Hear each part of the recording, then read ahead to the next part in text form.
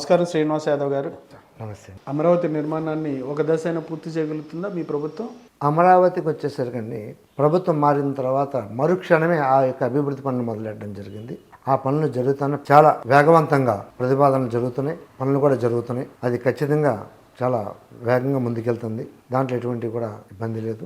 Real ఎస్టేట్కి సంబంధించి ఈ ప్రాంతంలో ఈ ప్రభుత్వం వచ్చిన తర్వాత రియల్ భూమి ఎంతవరకు పెరిగిందంటారు? ఇక్కడికి వచ్చేసరికి రియల్ ఎస్టేటు ప్రతి దగ్గర కూడా కొంచెం ఆర్థికంగా పెంచుకుంటుంది. మాకు వచ్చేసరికి ఏమవుతుందంటే గత కొంతకాలంగా ఈ ఆక్వా రంగము చాలా సంక్షోభం ఎదుర్కొంటుంది. ఒకటి వైరస్ వైట్ కట్టలతో ఇబ్బంది పడుతున్నాము, రెండు ట్రంప్తో ఇబ్బంది పడుతున్నాము. తన యొక్క ట్యాక్స్ ఏదో 7% నుంచి 51%కి వెళ్ళేసరికి ఇక్కడ రేట్లు గిట్టుబాటు రేట్లు లేక ఒక పక్క రేట్లు లేవు, ఒక పక్కన పంటలు రావట్లేదు. వైరస్ వలన ఇబ్బంది పడుతూ రైతు చాలా అంటే చాలా ఇబ్బందులు పడుతున్నారు. దీంట్లో కొంత ఇదేంటంటే ప్రభుత్వము కరెంటు సబ్సిడీలను ప్రకటించి ఆ రేట్లు తగ్గించడం కొంత ఊరట కలిగింది. కానీ రైతుకి పంట అంటూ రాకపోతే రైతుకు చాలా ఇబ్బంది పడుతున్నాడు. తొందరలో ఈ హ్యాచరీస్ వాళ్ళు కానివ్వండి ఏదైతే ఉన్నారో వాళ్ళు మంచి సీడ్ సప్లై చేసి రైతుకు సపోర్ట్గా నిలబడాలని కోరుకుంటూ, జగన్మోహన్ రెడ్డి గారు ఆక్వా రంగానికి చాలా ప్రోత్సాహం అందించారని చెప్తా ఉంటారు. మీరు సబ్సిడీకి సంబంధించి కరెంట్ సబ్సిడీ కూడా బాబు గారు ఇచ్చారంటారు. ఆక్వా రంగానికి చూస్తే జగన్ గారు బాబు గారు ఈ ఇద్దరిలో ఎవరు ఎక్కువ చేశారంటే ఏం చెప్తారు? ఖచ్చితంగా ఉన్నటువంటి ఈ గవర్నమెంట్ చంద్రబాబు నాయుడు గారు వచ్చిన తర్వాత ఈ గవర్నమెంట్లోనే ఆక్వా రైతుకి న్యాయం జరిగిందండి. రేటు విషయానికి వచ్చినా కూడా కానివ్వండి, కరెంట్ సబ్సిడీ కానివ్వండి, సపోర్టింగ్గా గవర్నమెంట్ కూడా మొన్న ఈ మధ్య మీరు చంద్రబాబు నాయుడు గారు అసెంబ్లీలో కూడా చెప్పున్నారు. రొయ్య తినడం వలన మనకందరూ కూడా ఆరోగ్యపరంగా చాలా మంచిది, మంచి పోషకాలు అందుతాయి అని కూడా చెప్పున్నారు. ఆ విధంగా ఈ గవర్నమెంట్లోనే రైతుకి న్యాయం జరిగిందని నేను అనుకుంటున్నారు. జరిగింది కూడా వాస్తవం అండి. రైతుల దగ్గర నుంచి ప్రధానంగా ధాన్యం కొనుగోలు అంశంలో చాలా ఇబ్బందులు గురవుతున్నారు రైతులు అని చెప్పి ప్రతిపక్ష పార్టీ రోడ్డు ఎక్కుతుంది. దీని మీద మీ ప్రాంతానికి సంబంధించి రైతులకి నిజంగా కష్టం ఏర్పడుతుందా? ధాన్యం కొనుగోలు చేయట్లేదా? పచ్చి అబద్ధం అండి. ఘంటాపథంగా చెప్పగలను ఈ విషయంలో మాత్రం. ఇంతకుముందు రైతు ఇబ్బంది పడుతూ అమ్ముకోవడానికి ఇబ్బంది పడి రైస్ మిల్లు పొలం లిమిటెడ్ రైస్ మిల్లోనే అమ్మాలి, ఈ ఏరియా వాడు ఈ రైస్ మిల్లోనే అమ్మాలి అని చెప్పని ఆ రైస్ మిల్కి తీసుకెళ్తే తడి శాతం ఉందని అదని ఇదని ఇబ్బంది పెడుతూ వాళ్ళకి పేమెంట్ ఎప్పుడు పడదో కూడా తెలియకుండా వాళ్ళు మళ్ళీ పేమెంట్ పడిందని రైస్ మిల్ చుట్టూ తిరిగేటువంటి పొజిషన్ నుంచి ఈ రోజున ఏ రైస్ మిల్కైనా కూడా రైతు ధైర్యంగా రైతుకోవచ్చు. 24 గంటల నుంచి 48 గంటల లోపల ప్రతి ఒక్క రైతు అకౌంట్లో కూడా డబ్బులు పడుతుంది. 48 గంటల లోపల ఏ రైతు అకౌంట్లో డబ్బులు పడలేదో తీసుకురామని చెప్పండి. ఇప్పుడు కొనుగోలు చేస్తుందా? కొనుగోలు చేస్తుంది కదండి. మనం మొత్తం మీద ఒక ట్రాక్టర్ల మీద మంది అన్ని రైస్ మిల్కి వెళ్తున్నాయి. రైసు బ్రహ్మాండంగా రైతు హ్యాపీగా ఉన్నాడండి. 24 గంటల నుంచి 48 గంటలు. మొన్న కూడా నాదెండ్ల మనోహర్ గారు మన నియోజకవర్గానికి వచ్చినప్పుడు మంత్రి గారు ఈ 48 గంటల నుంచి కూడా 24 గంటలకే తీసుకొస్తాను, 24 గంటల్లోనే డబ్బులు వేపిస్తానని చెప్పేసి కూడా త్వరలో అది కూడా జరుగుతుందండి. అది కూడా జరుగుతుంది. ఇంతకు ముందు ఎప్పుడు కూడా రైతుకి 48 గంటల్లో డబ్బులు పడిన సందర్భం మీరు ఏ రైతునైనా కూడా అడిగి తెలుసుకుని ఒక్క రైతుతో చెప్పించిన పోనీ, ఆ ప్రభుత్వం రైతునే చెప్పించిన పోనీ ఒక్క రైతుకి డబ్బులు పడిన లేదండి. అందరికీ ఎన్ని చేశారు. ఇప్పుడు 48 గంటల్లో రైతుకు డబ్బులు పడుతున్నాయండి. మీరు పోటీ చేస్తున్నారు కాబట్టి ఈ సేవా కార్యక్రమాల గెలవడానికి నాకు పదవి మీద వ్యామోహం లేనే లేదండి. దానికి దీనికి అసలు లింకే లేదండి. నేను ఎవరికి సేవ చేశానో అసలు అన్న వాళ్ళు కూడా వాళ్ళు వచ్చి నాకు మళ్ళీ కనబడి చెప్పేవారు కూడా నాకు అది వాళ్ళని రిమైండ్ చేసుకునే ఇది కూడా నాకు లేదండి. నా తత్వం వల్ల ఎవరికి అవసరం ఉందా నాతో నేను చేయగలిగినటువంటి సాయం వాళ్ళకి అవసరం పడిందా ఖచ్చితంగా చేయటమే తప్ప నాకు అటు లేదు. దానికోసము ఇది అన్నది కానే కాదు, కాదు కూడా, కాకూడదు కూడా. మీ జీవితంలో మీరు తృప్తి పొందినట్లేనా? అంటే మీరు సాధించిన అంశాల్లో అనుకున్న అంశాల్లో పొందినట్టేనా? అంటే ఇది పెద్ద వర్షన్ అండి. దానికి లిమిట్ అన్నది సర్వీస్ విషయంలో ఉండదు. నాకు ఎంత కలిగితే అంత, దానికి అన్నది ఒక లిమిట్ లేదండి. సాటిస్ఫాక్షన్ అనేది సర్వీస్లో ఉండదండి. ఈ స్టేజ్కి వస్తానని ఊహించారా? లేదండి. ఖచ్చితంగా ముందు నుంచి అయితే నా ఆలోచన ధోరణి అయితే కనుక నాకు వదిలిసిన కాడి నుంచి నాకు ఉన్నటువంటి నాలెడ్జ్ నాకు ఇదైన కాడి నుంచి కూడా నా యొక్క క్యారెక్టర్లో అయితే మార్పు రాలేదండి. రాదు కూడానండి, ఎప్పుడు కూడా రాదు కూడా. ముందు కూడా మీరు అన్నట్టు ఏదైనా నాకు పదవులు వచ్చినా కూడా నాకు ఆ మార్పు అయితే నా దగ్గర నుంచి చూడలేరు కూడానండి ఎవరు. ఏదైతే ఉందో ప్రతి సంవత్సరం కూడా నా పుట్టినరోజుకి మొత్తం 4 మండలాలకు కూడా ఆటోలు పెట్టి క్యాంపెయిన్ చేసి health camp and medical camp పెడతానండి. Medical camp and blood donation camp పెడతాను. పెద్ద ఎత్తున 4 మండలాల నుంచి వస్తారండి. చాలా బ్రహ్మాండంగా జరుగుతుందండి. ఆ తర్వాత వాళ్ళందరూ కూడా ఆపరేషన్స్ కూడా ఉచితంగా చేపిస్తామండి. అది చాలా సంతోషపడతాను ఆ విషయంలో. మనం కంటి ఆపరేషన్లో అన్ని ఆపరేషన్లు దానికి సంబంధించినటువంటి వాళ్ళు చేయగలిగినటువంటి ఆ యొక్క క్యాంపెయిన్లో అటెండ్ అయిన వాళ్ళకి దాంట్లో ఉన్నటువంటి కంటి ఆపరేషన్ కానివ్వండి, మన దానికి సంబంధించి ఏదైనా కూడా ఫ్రీ మెడిసిన్ ఇస్తాము, free operation చేపిస్తాము.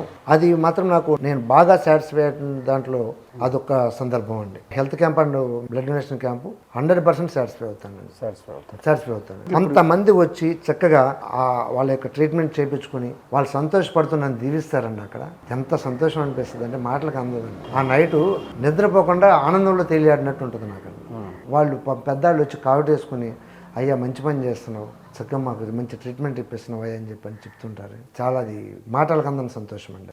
CM Chandrababu Naidu గారి విషయంలో మీకు బాగా నచ్చే అంశం ఏంటి? Very good administrator, very good. ఆయన విజనరీ లీడరు. ఆయన విజన్ని మిగిలినటువంటి వాళ్ళు ఎవరు కూడా అందుకోవడము కష్టమండి, అంత విజనరీ లీడర్. మరి లోకేష్ బాబు గారిలో? లోకేష్ గారిని ఒకప్పుడు చాలామంది కూడా అంగీకరించలేదు, ఎవరు ప్రజలు కూడా రిసీవ్ చేసుకోలేకపోయారు అన్న ఇది. ఈ రోజున చూస్తే లోకేష్ గారిని ఆయన టీవీలో కనబడుతుంటే పెద్ద వయసు ఉన్న వాళ్ళు కూడా ఏం మాట్లాడుతున్నాడా అని ఆయన ఆలకిస్తున్నారు. ఆయన సబ్జెక్ట్ పరంగా కానివ్వండి, నాలెడ్జ్ కానివ్వండి, ఒక తండ్రికి తగ్గ తనయుల్లాగా ఆయన విజన్ కానివ్వండి, ఆయన కష్టపడే తత్వం కానివ్వండి, ప్రజలందరూ కూడా గమనిస్తున్నారు. ఆయన్ని చాలా బాగా రిసీవ్ చేసుకుంటున్నారండి. నిజంగా ఆయన యొక్క సెమినార్స్ వింటే అంతకుముందు చాలామంది ఇన్లేక స్కూల్ చేసే టైప్ ఉంటుంది. ఇప్పుడు నాకు తెలిసి చాలామందికి పార్టీలకు అతీతంగా ఆయన సెమినార్ని 3 సార్లు, 1కి 3 సార్లు వింటున్నారు. బాగానే వెళ్తున్నారు అంటారు లోకేష్ గారు. 100% చాలా బాగా సాటిస్ఫాక్షన్. ఈ ప్రాంతంలో కాపులకి బీసీలకి పడదని చెప్తూ ఉంటారు. ఇప్పుడు సిచ్యువేషన్ ఏంటి, ఎట్లా ఉంది? నిజంగానే కాపులకి బీసీలకి ఇక్కడ పడదా? అంటే వాస్తవానికి ఒకప్పుడు ఆ వర్షన్ ఉందండి, ఉన్నమాట వాస్తవమే. ఇంతకుముందు ఉండేది, మా పాతకాలంలో ఉండేది. జనరేషన్లు మారిన యువత ముందుకు వచ్చారు. కాపులు కానివ్వండి, బీసీలు కానివ్వండి, ఎస్సీలు కానివ్వండి, అందరూ కూడా ఇప్పుడు మీరు ఇంతే కనుక బావ, బామర్ది, అన్నయ్య, తమ్ముడు, బాబాయ్, అన్నయ్య ఈ వరుసలతోనే ముందుకెళ్తున్నారు తప్ప ఒక కాపులు బీసీలే కాదండి, ఎస్సీలు కానివ్వండి, ఓసీలు కానివ్వండి. అదే వర్షంతో ఇప్పుడు యువత ముందుకు వచ్చి చదువు, ఎడ్యుకేషన్ రేషియో ఎప్పుడైతే పెరిగిందో ఈ మధ్య సంబంధాలు కూడా వేవ్ లెంగ్త్ కలిసి వాళ్ళ యొక్క ఆలోచన కలిసిన వాళ్ళు, వాళ్ళ కులమతాలకు అతీతంగా మా ఏరియాలో కూడా చాలామంది పెళ్లి చేసుకుంటున్నారు. అటు ఓసీల నుంచి ఎస్సీలు కానివ్వండి, ఎస్సీల నుంచి బీసీలు కానివ్వండి, బీసీల నుంచి ఎస్సీలు కానివ్వండి, జరుగుతూనే ఉంది. అంతకుముందు కక్షలు కార్పణ్యాలు ఉండేవి, కానీ ఇప్పుడు అవి కూడా నలుగురు సర్దుబాటు చెప్తున్నారు, సర్దుబాటు అవుతుంది, శుభ్రంగా వాళ్ళు వీళ్ళు కలిసేమంటున్నారండి. ఇప్పుడైతే చాలా బాగుంది. అన్నదమ్ములు వరుసగానే తప్ప ఏదో ఇది లేదండి. ఇప్పుడు ఫర్ ఎగ్జాంపుల్ మా విలేజ్, మా గ్రామం తీసుకుంటే మా గ్రామంలో యాదవులు, గౌడాసు మెజారిటీ ఆఫ్ పీపుల్ ఉంటాం. తర్వాత మిగిలిన అందరూ వరుసలతో పిలుచుకోవడం, అన్నయ్య, బాబాయ్, అక్క, తమ్ముడు అని చెప్పి వరుసలతో పిలుచుకోవటం. ఏదైనా నైట్ ఏదైనా గొడవ పడినా రేపు మార్నింగ్ వచ్చి మళ్ళీ అన్నయ్య, బాబాయ్ అని చెప్పి కలిసి తిరగడమే తప్ప ఆ ఇది లేదండి. అదేవిధంగా మా యొక్క నియోజకవర్గం అంతా కూడా అలాగే ఉందండి. మాకు ఈ కక్షల కార్పణ్యాలు మాకు ఉండవంటారు. ఏదైనా ఇన్సిడెంట్ డిమాండ్ చేసి అప్పటికప్పుడు ఏదైనా గొడవ పడినా నెక్స్ట్ డే మళ్ళీ మామూలేనండి. మళ్ళీ నెక్స్ట్ అన్నయ్య, బాబాయ్, తమ్ముడు, అక్క అని చెప్పేసి తప్ప ఆ వర్షం లేదండి. జనసేన, తెలుగుదేశం, బీజేపీ ఎలాంటి సమన్వయంతో ముందుకెళ్తా ఉన్నారు ప్రజా సమస్యల పరిష్కారం కోసం? అట్లాగే డిప్యూటీ సీఎం పవన్ కళ్యాణ్ గారి పనితీరు ఎంతవరకు ఆకర్షిస్తుంది మీ అందరిని? ఈ ఎన్డీఏ కూటమి ఏదైతే ఉందో టీడీపీ, జనసేన, బీజేపీ ప్రతి దగ్గర కూడా మంచి సమన్వయంతో ముందుకెళ్తున్నారు. అదేవిధంగా కైకలూరులో 100% అంత సమన్వయంతో మా కామినేని గారి యొక్క దీంట్లో అందరం కూడా ముందుకెళ్తున్నాము. ఎక్కడ కూడా ఎటువంటి ఇబ్బంది లేదు. పవన్ కళ్యాణ్ గారి విషయానికి వచ్చేసరికి ఎక్కడ సమస్య ఉంది అంటే నిద్రపట్టిన మనిషి అండి ఆయన. ముందు ఆ సమస్యకి వెళ్ళాలా, ఆ సమస్య పూర్తి చేయాలా, ఆ సమస్య కంప్లీట్ చేయాలా. ఆయన సేవా దృక్పథము ఆయనలో నచ్చినటువంటి మంచి గుడ్ క్వాలిటీ అండి ఆయనలో. ఆయన్ని ఇష్టపడడానికి కూడా చాలామంది కారణం కూడా కమ్యూనిటీ అవి అని అనుకుంటా, అవేం కాదండి. ఆయన సేవ అంటే ఎక్కడ ప్రాబ్లం ఉంది అని అంటే నేను ఉంటానని చెప్పి అంటాడండి. అదేవిధంగా చాలా సమస్యలు మీరు చూసుంటారు. పలాసలో ఆ కిడ్నీ వ్యాధులు బాధితులు కానివ్వండి, వాళ్ళు గిరిజనులు అరకులో మరి వాళ్ళు దీపం అంటే దీపం in the sense current light అన్నది, బల్బ్ అన్నది, ఎరగరు రోడ్డు అన్నది లేదు. ఎవరిని ఎక్స్పెక్ట్ చేస్తారో చెప్పండి? ఎవరు కూడా ఎక్స్పెక్ట్ చేయరు. అటువంటి ఇది చేయించగలిగారు ఆయన. అంటే ఎగ్జాంపుల్కి చెప్పాం. మరి ఆయన విజన్ చూడండి, ఆయన చీఫ్ సెక్రటరీని మరి ఆయన బాగా చేస్తున్నాడని చెప్పి అక్కడి నుంచి ఆయన తీసుకొచ్చుకొని పెట్టుకున్నారంటే ఆయనలో విజన్ మంచి చేయాలన్నటువంటి తపన ఎంత లేకపోతే ఆయన చదువుతాడు. ఆయన మంచిగా మారిపోయారండి, సేవకు మారిపోయారండి. కామినేని గారిలో మీకు బాగా నచ్చే అంశం? ఆయనలో నచ్చిందంటానికి ఏమి ఉండదండి, అన్నీ కూడా పాజిటివ్ ఇదేనండి. అందరికీ మంచి చేయడానికి చూస్తారు. ఎలక్షన్ అని చెప్పి ఎలక్షన్ ఆడతారు తప్ప ఎలక్షన్ అయిన తర్వాత ఆడు మనోడా తనోడా ఇడి పని మీదకి వచ్చాడు, మొన్న అట్టి తిరిగావు ఇటు తిరిగావు ఆ పదం కూడా ఆయన నోటంటే వినమండి. ఆయన అందుబాటులో ఉండడు అని చెప్పి చాలామంది అంటారు. ఆయన అంటే ఇప్పుడు ఆ పదం కూడా పోగొట్టుకోవడానికి ఎప్పుడు నియోజకవర్గంలో ఉంటున్నారు. కానీ ఫిజికల్గా ఆయన ఇక్కడ అటెండెన్స్ లేకపోయినా కూడా ఫోన్లో ఎవరికి ఏ ఆపద వచ్చినా అవసరం వచ్చినా కూడా ఫోన్ చేసే పలికి ఆ ఏర్పాటు చేసే ఇదండి అందుబాటులో ఖచ్చితంగా ఇక్కడ ఫిజికల్గా లేకపోయినా కూడా చేస్తున్నారు. ప్రతి ఒక్కరితో కూడా సన్నిహిత సంబంధాలు, ప్రతి ఓటర్తో కూడా, ప్రతి ప్రజలతో కూడా పార్టీలకు అతీతంగా ఆయనకి సన్నిహితం ఉందండి. అందరూ కూడా పేరు పెట్టి పిలిచే యొక్క ఇది ఉంది అందరు.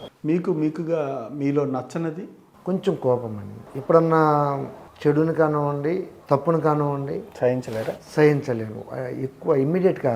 అంటే తర్వాత ఏదో ఇటు తప్పు చేశాడు, తర్వాత అడుగు ఇది చూద్దాము, తర్వాత ఆడిని అలా చేద్దామని చేద్దాం. ఇంకా అప్పటికప్పుడు ఇంక అంతే. అప్పుడు కోపం వచ్చేస్తుంది, నేను కంట్రోల్ చేసుకుని కోపం. ఇంకా అది కోపం అయిపోయిన తర్వాత మళ్ళీ 10 నిమిషాల తర్వాత అది మళ్ళీ మామూలు, అది మర్చిపోతాను ఇంకా. ఈ సందర్భంగా మీ అనుకున్న యువతకు కావచ్చు, మీ ప్రాంత ప్రజలకు కావచ్చు, రైతులకు కావచ్చు, ఈ సందర్భంగా మీరు చెప్పాలనుకునేది? ఖచ్చితంగా ప్రజలందరూ కూడా ఆర్థికంగా బలపడాలండి, రాజకీయ పరంగా బలపడాలి. సేమ్ థింగ్ చదువు. ప్రతి ఒక్క పేరెంట్స్ వాళ్ళ పిల్లల్ని మంచి ప్రయారిటీతో మంచి చదువులు చదివించి వాళ్ళని ప్రయోజకులు చేయడానికే ప్రయత్నించండి. వ్యాపారాలు, ఉద్యోగాలకు తెలియాలి. వ్యాపారాలని పనులు అని చెప్పేసి పిల్లల యొక్క లైఫ్ని పాడు చేయొద్దు. వాళ్ళని 10 ఎకరాల పొలము, 100 ఎకరాల పొలము ఇచ్చినా కూడా వాళ్ళకి ఉపయోగం లేదు. మంచి చదువు ఇవ్వండి, వాళ్ళు దేశ భవిష్యత్తుకు ఉపయోగపడతారు. వాళ్ళందరూ మంచి చదువు ఇవ్వమని చెప్పి కోరుకుంటారు. నాతో ఉన్నటువంటి నా ఆర్మీకి కూడా వాళ్ళ పేరెంట్స్ కూడా అదే చెప్తానండి. మంచి చదువుకునే పిల్లల్ని చూస్తే చాలా మంచి. మీరు అబ్జర్వ్ చేసారు, ఫంక్షన్కి వెళ్ళినప్పుడు చూస్తుంటాను 10-12 సంవత్సరాల పిల్లల పాపం వచ్చి బీఎస్ఆర్ని వచ్చి కావడేసుకుని నాతో ఫోటో దిగని సంతోషపడుతుంటే పక్కన వాళ్ళు కామెంట్ చేస్తారు, వీళ్ళకి ఓట్లేసి ఈ కాన్స్టిట్యున్సీలో ఎవరో నిలబడరేమో అని అంటారు. అంటే వాళ్ళకి నా మీద అంత ప్రేమ కలిగింది అని అంటే కపటం లేని చిన్నపిల్లలు, వాళ్ళకి మంచి చేస్తానన్నటువంటి భావం వాళ్ళ ఉన్నబట్టే నన్ను వాళ్ళు రిసీవ్ చేసుకుంటున్నారు. ఒకవేళ మిమ్మల్ని గెలిపిస్తే ప్రజలు, ఏదైతే మీరు పదవి ఆశిస్తున్నారో పదవి వచ్చి మిమ్మల్ని ప్రజలు గెలిపిస్తే మీ మార్క్ డెవలప్మెంట్, మీ మార్క్ ప్రణాళిక ఏంటి మీ ప్రాంతానికి? ఖచ్చితంగా అభివృద్ధి పదంలో నడిపిస్తాను, అభివృద్ధి మీదే దృష్టి పెడతాను, ప్రజాసేవకే అంకితమై ఉంటాను, వాళ్ళ కోసమే కష్టపడతాను, వాళ్ళ కోసమే ఉంటాను. నాకు వచ్చే ప్రతి సంపాదనలో కూడా 50% వాళ్ళ కోసమే ఖర్చు పెడతాను. ఇప్పుడు నా పిల్లలు కూడా ఇంకో సంవత్సరం 2 సంవత్సరాలు అయితే వాళ్ళు కూడా వాళ్ళ లైఫ్లో వాళ్ళకి లీడ్ చేసుకుంటారు. వాళ్ళిద్దరు కూడా భగవంతుడి దేవుడు వాళ్ళందరూ ఆశీస్సుల వల్ల మంచి పొజిషన్లో ఉన్నారు. వాళ్ళకి నా లాస్ట్ రక్త బొట్టు ఉండే వరకు కూడా ప్రజాసేవలోనే ఉంటాను. వాళ్ళకి ఏది చేయగలిగితే అది చేయడానికి ప్రయత్నిస్తాను. బీదా మస్తాన్ రావు గారితో మీకు పరిచయం ఎట్లా వచ్చింది? ఆయనతో సంబంధం ఎప్పటి నుంచి ఉంది? చాలా కాలం నుంచి ఆయనతో నాకు ఉందండి. ఆయన నా ఇంటికి పెద్ద అండి. నా ఇంట్లో ఆయన ఒక పెద్ద, నాకు ఒక కుటుంబ సభ్యుడు, నా ఇంటి పెద్ద. నాకు అన్ని రకాలుగా కూడా నా ఇంట్లో ప్రతి విషయంలో కూడా ఆయన యొక్క సలహాలు చెప్తూ, వ్యాపార రంగంలో నాకు ఆయన యొక్క అనుభవాలని నాకు పంచుతూ, నాకు వ్యాపార తోడ్పాటులో నా యొక్క వ్యాపార అభివృద్ధికి ఆయన చాలా పాత్ర ఉంది. ఆయన అదేవిధంగా ఆయన రాజ్యసభ సభ్యులుగా ఉంటూ బిఎంఆర్ సంస్థల అధినేత, BMR group of industries chairman, God father of vannamei ఆయన యొక్క ఇది. వనామి రొయ్యల్ని తీసుకొచ్చి రొయ్యల్లో ఆయన ఫీడు వ్యాపార రంగాల్లో ముఖ్యుడిగా ఉంటూ అందరికి కూడా రైతు అంటే నాకు రైతే ముఖ్యమని చెప్పేసినటువంటి భావంతో ముందుకెళ్తున్నటువంటి ఆయన రైతు కోసం ఏదైనా కూడా చేయాలన్నటువంటి ఇదిలో ఆక్వా రంగం సంక్షోభంలో ఉన్నప్పుడు ఈ ఆక్వా ఫీడ్ మీద రేటు తగ్గించడం కానివ్వండి, క్వాలిటీ ఆఫ్ సీడ్ ఇవ్వటం విషయంలో కానివ్వండి ఆయన ముందుంటారు. అదేవిధంగా నా యొక్క వ్యాపార అభివృద్ధిలో ఆయన యొక్క పాత్ర చాలా ఉందని చెప్పాలి. ఆయన పాత్ర ఉందంటారు మీ ఎదుగుదలకి? నా ఎదుగుదలకి ఆయన పాత్ర, వ్యాపార రంగంలో ఆయన పాత్ర ఖచ్చితంగా ఉందండి. ఆయన ప్రభావం కూడా ఉందా మీ మీద? ఆయన ప్రభావం కూడా ఖచ్చితంగా ఉందండి. ఆయన మంచి కోసం ముందుంటారు, మంచి చేయడానికి ముందుంటారు. ఎవరికి రైతు అంటే తను కుటుంబ సభ్యులాగా ఆయన ఆలోచిస్తారండి. ఆయన ఆలోచన రీతి, ఆయన ఎక్కడికి వెళ్ళినా కూడా ఎవరికైనా కూడా మంచి అంటే ముందుండే మనిషి అండి ఆయన. అదేవిధంగా నా యొక్క అభివృద్ధికి, నా యొక్క వ్యాపారానికి కూడా ఆయన యొక్క ముఖ్య పాత్ర ఉంది. ఆయన ప్రతి విషయంలో కూడా నన్ను ఆయన ఒక కుటుంబ సభ్యులాగా ఆయన రిసీవ్ చేసుకుంటారు. నా కుటుంబ పెద్ద ఆయనే అని చెప్పుకుంటాను నేను. Okay sir, okay, thank you very much అండి. ఇదండి బోరుబోయిన శ్రీనివాస్ యాదవ్ గారి ఆలోచనల అభిప్రాయాలు. కైకలూరు ప్రాంతానికి సంబంధించి కొల్లేరు కాంటుకు సంబంధించి అంశం మీద ప్రభుత్వం చిత్తశుద్ధిగా వ్యవహరిస్తుందని ఎమ్మెల్యే గారు కూడా అంశాలను కూడా అన్నింటిని పరిధిలో తీసుకొని ఆ కాలుష్యకారక అంశాలు కావచ్చు, లేదంటే అక్కడ ఉపాధి అంశాలు దెబ్బతినకుండా అక్కడ ఉన్న ప్రజలకి ఎటువంటి లోటు రాకుండా అన్ని సౌకర్యాలు కల్పిస్తున్నామని, అలాగే బీసీలకు వెన్నుదన్నుగా నిలబడాలి, బీసీలు మరింత ముందుకు రావాలనే ఉద్దేశంతోనే తాను బీసీ సమాఖ్యలో కొనసాగానని, ఇక్కడ తెలుగుదేశం పార్టీ బలంగా ఉందని, తెలుగుదేశం పార్టీ ఇన్ఛార్జ్ లేకపోయినా ఒక 3-man కమిటీతో ముందుకు వెళ్తున్నామని, అట్లాగే బీసీలకు సంబంధించి అవకాశాలు రాజకీయంగా తెలుగుదేశం పార్టీలోనే ఎక్కువగా ఉన్నాయని కామినేని గారు పూర్తి స్థాయిలో ఆయనకు నచ్చిన నాయకుడిగా ఆయన చెప్పుకొచ్చారు. అట్లాగే స్థానిక ఎన్నికల్లో అవకాశం వస్తే ఖచ్చితంగా పోటీ చేస్తానని, యువతకి ప్రధానంగా ఏదో ఒకటి చేయాలనే లక్ష్యంతో ముందుకు సాగుతున్నానని, అనేక సేవా కార్యక్రమాలతో తను సంతృప్తి చెందానని, సేవ చేయడం ద్వారానే సంతృప్తి లభిస్తుంది కానీ తిరిగి కృతజ్ఞత ఆశించడం తన మైండ్లో ఉండదని చెప్పి ఈ సందర్భంగా ఆయన తెలియజేశారు. Thank you very much sir. Thank you.